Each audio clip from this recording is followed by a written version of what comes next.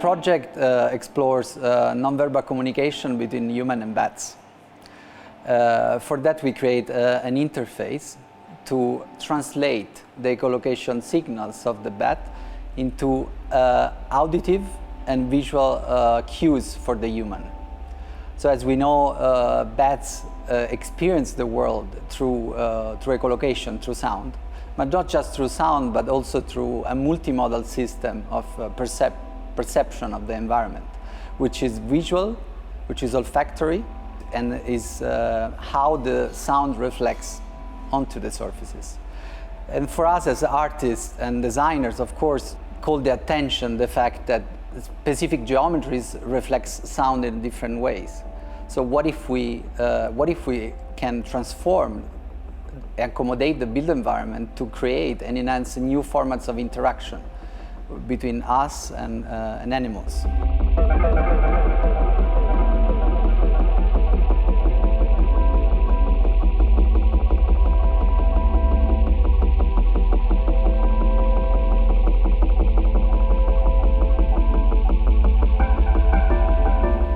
Trying to translate a project that we were working 4 years. The project, the name is Transplant, and in this project we're trying to find different way to hybridate plants and humans, but for modify the human, not the plants.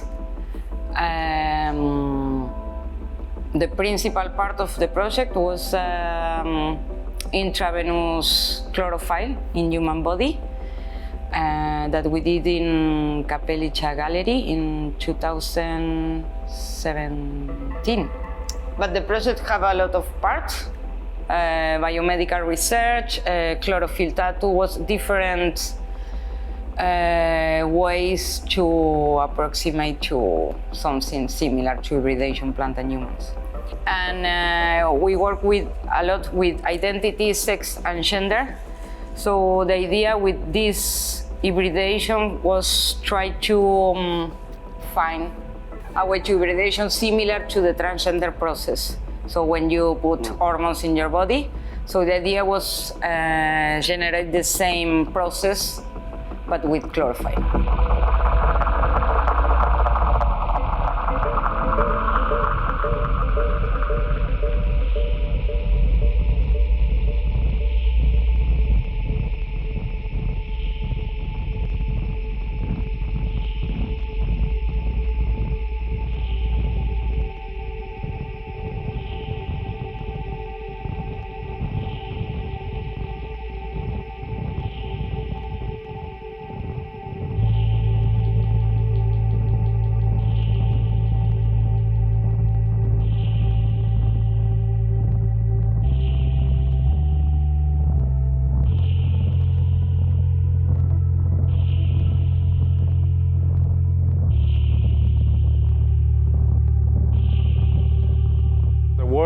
I'm showing here in the exhibition is part of a series of works which I developed in a Raw Media Art Center in 2018 in the context of a European Media Art Program co-funded by Creative Europe.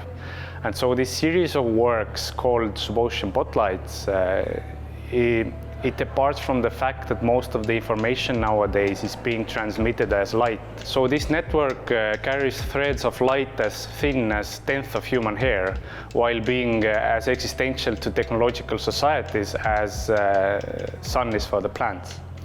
And so these Wardian cases in the installation, they are islands in this network or objects of the internet.